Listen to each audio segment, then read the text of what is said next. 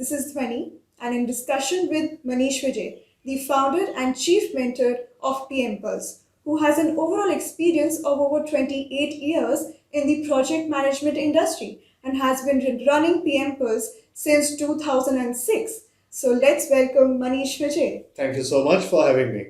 And welcome to yet another video of PM Ninja video series.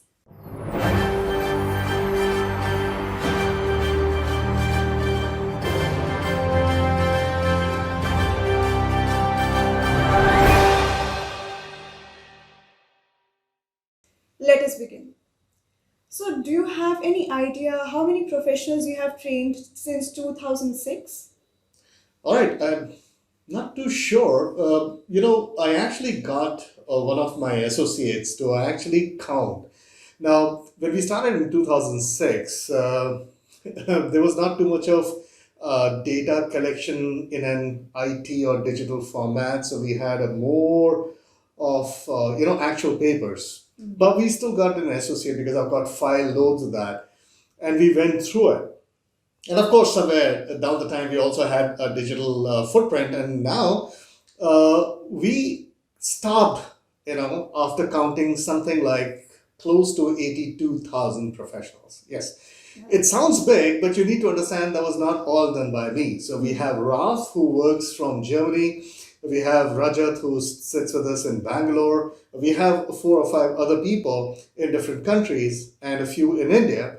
And together we did 82,000. Now, keeping in mind that we have always remained a very small company because we purposely do not want it to become too big. We just want to be quality, smaller company, providing a lot of flexibility, right? Yeah. But keeping that in mind, 82,000 is not a small number, right? Definitely. So that's all kinds of trainings, right? Not just PMP, all kinds of training. But 82,000, but we stopped. I'm sure it's way more than that. Okay. So moving on to next question. How many of were PMP candidates? Oh, okay. So that was actually what we counted on. We wanted to know how many PMP candidates that we have trained, so we could get a better number for that. I mean, more authentic number, right? So 82,000 is all of them, but in a very conservative manner. But we have almost an exact figure. So by December end 2020, we had exactly 42,500. That's an exact number. Exact number. Because we were counting not only the persons who have, done PMP training, but also people who attempted PMP exam. So that's the number we have. Okay. And how many could you verify as PMP? Certified? Yes. Almost all of them, actually. Oh. So because I was not counting who joined us, I was counting how many cleared PMP. So that's 42,500. And the number who joined us is not very different because there are a lot of people who joined us not for appearing for PMP exams. Right? Oh, okay. So they just wanted to understand project management before taking on a better role. And they just went for that training. But I would say something like about 200 or 300 people more than just 42,500 because most of the people who joined were for clearing PMP and almost all of them cleared the PMP. That's a great news. So I've heard that PMP has changed recently. So what do you have to say about it? See, what had happened is in December, in December 2019, they announced that when I say they, PMI, Project Management Institute, which actually, run the PMP course, they've been doing that since 1969, right? And I was born before that, so you can imagine how old I am, right? So let's not discuss all of that. No, you don't. But yeah, so the point is, in December 2019, they made it very clear that they are going to change the pattern of PMP exam. Originally, it was decided that they will actually switch over to the new version by June 2020. But then what happened in March? Global lockdown started because of, what? And people, PMI was not ready with the proctored exams, so people were not able to go to their centers. So this whole thing got delayed. So they say, you know what, we will now have a cutoff in December by 31st of December 2020. So they gave a nearly 6 month extension, and from 2nd January 2021, we have absolutely the new pattern, right? So that's why we call it PMP 2021. Now, what are the major changes? That's what you wanted to know. Yes. So there's a major change. A lot of people think no, people are still using PMBOK 6th edition, which was used in the earlier format. Yes. But you'll be surprised, a lot of things have changed. What has changed is that PMBOK 6th edition is lightly covered. It is not very well covered in the new format.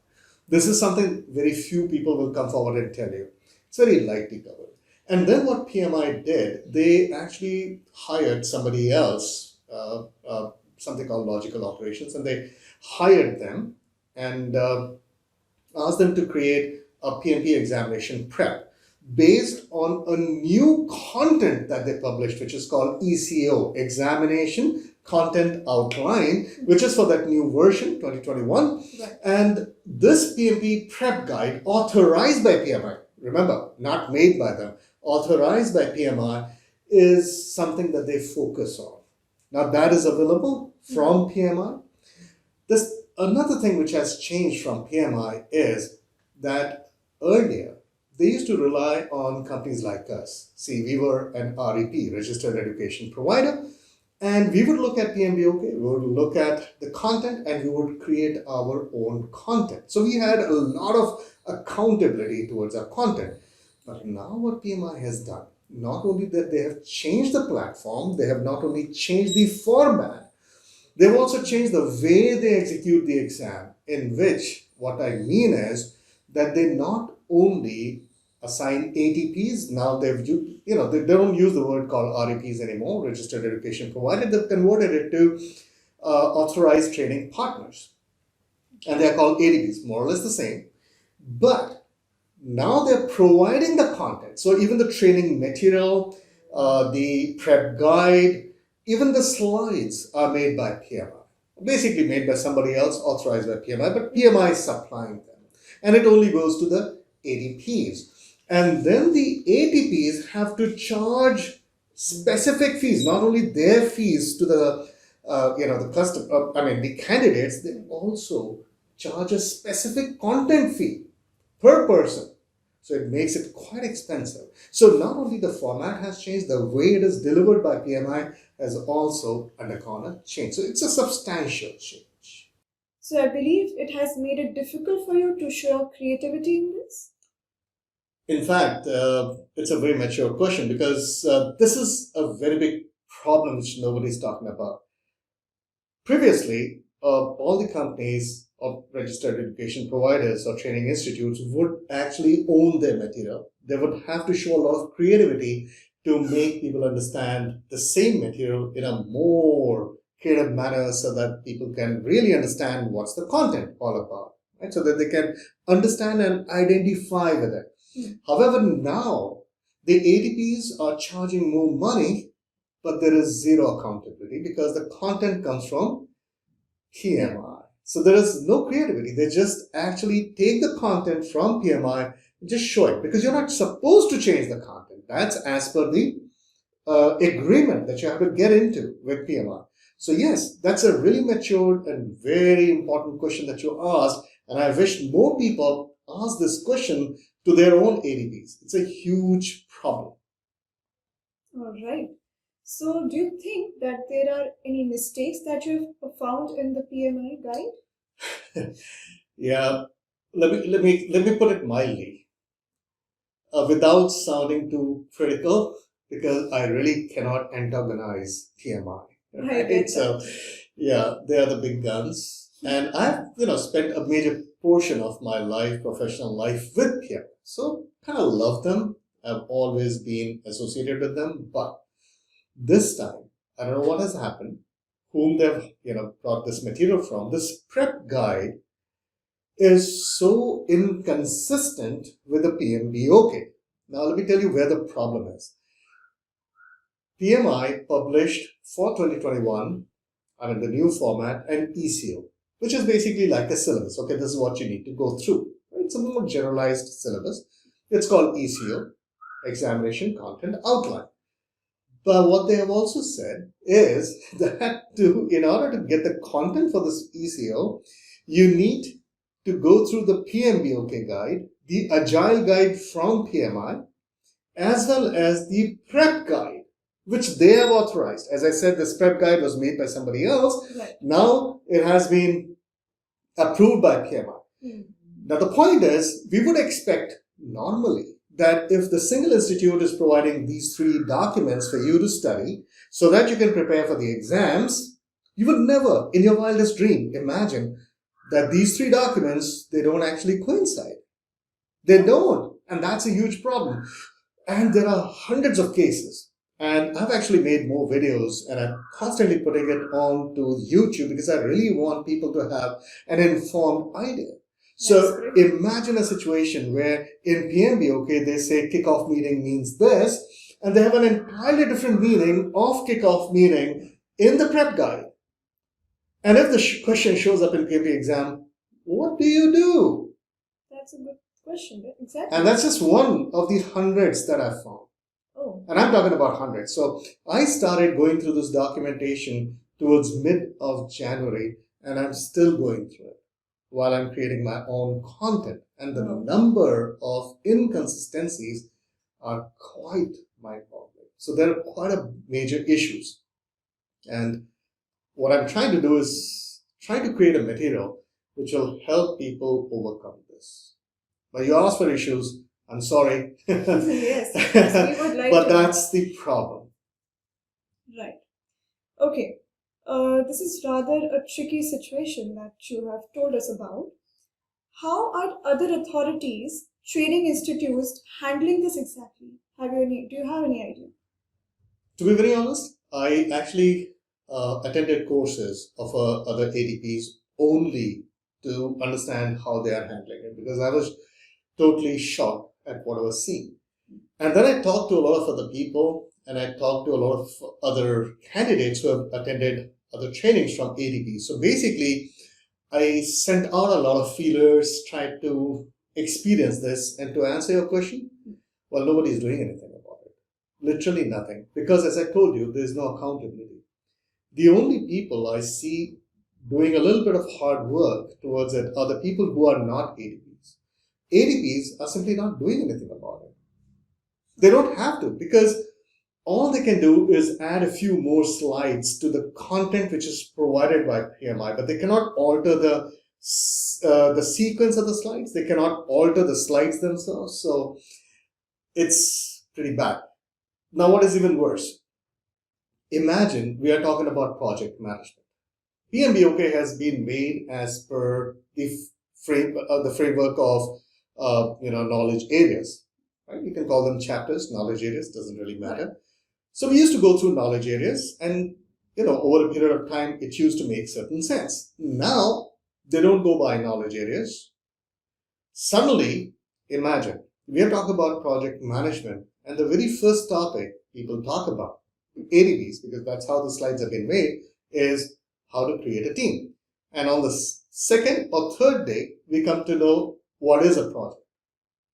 Oh, okay.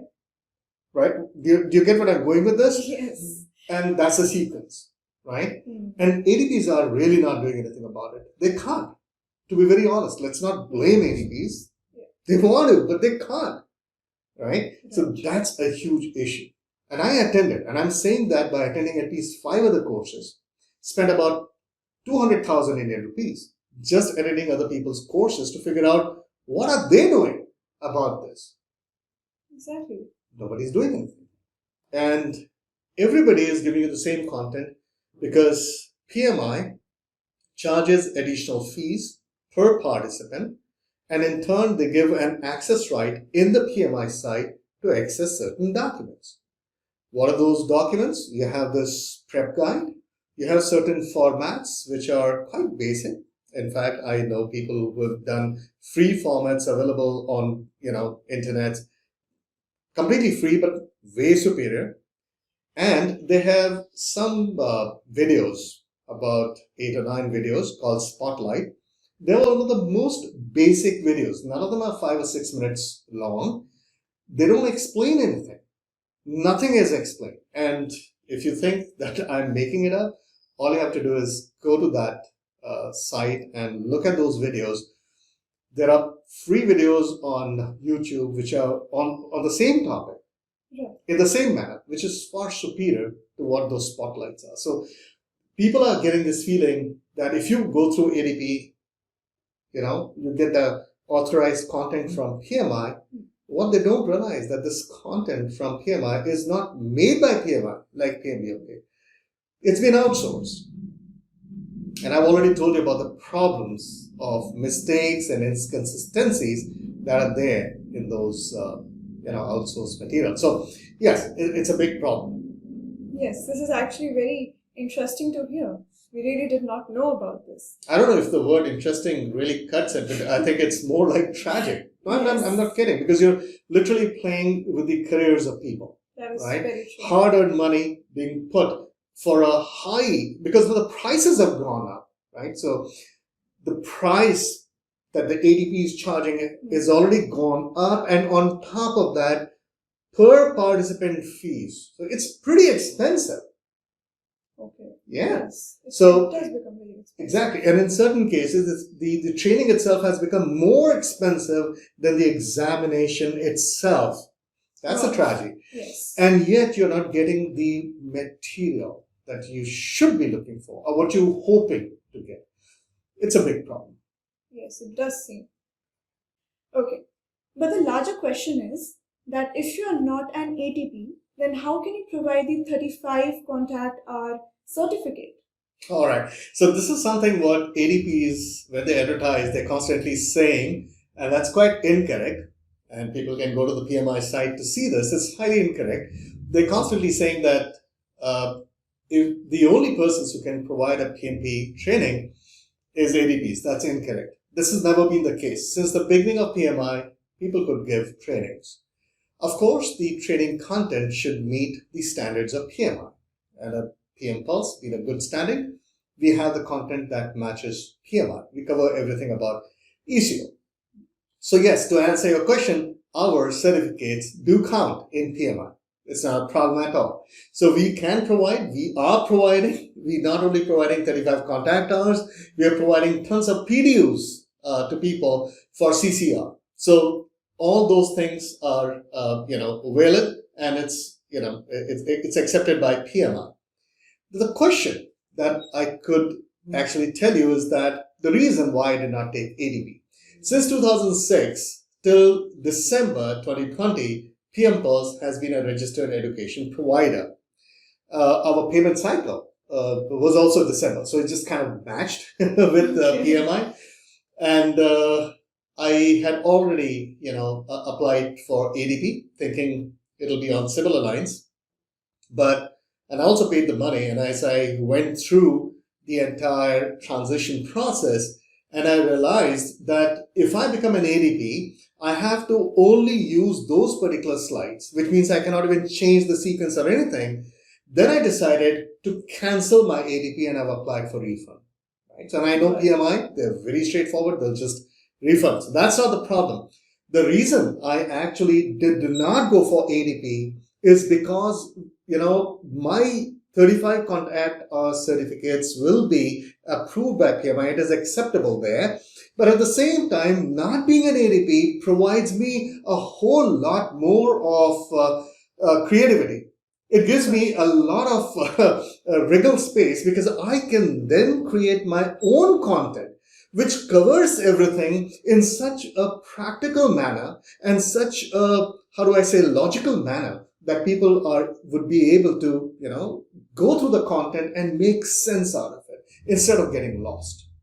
And not only this, the content that I'm developing, it'll be available in a lot of platforms, right? It'll be live online. It'll be the video platform that I've launched. So you'll have videos available for that. So you can do your distance learning from that at your own will. I also have the only audio platform dedicated to project management on the planet. Wow. And it'll be available there as well, right? So, and then there'll be tons of free webinars and a lot of paid webinars.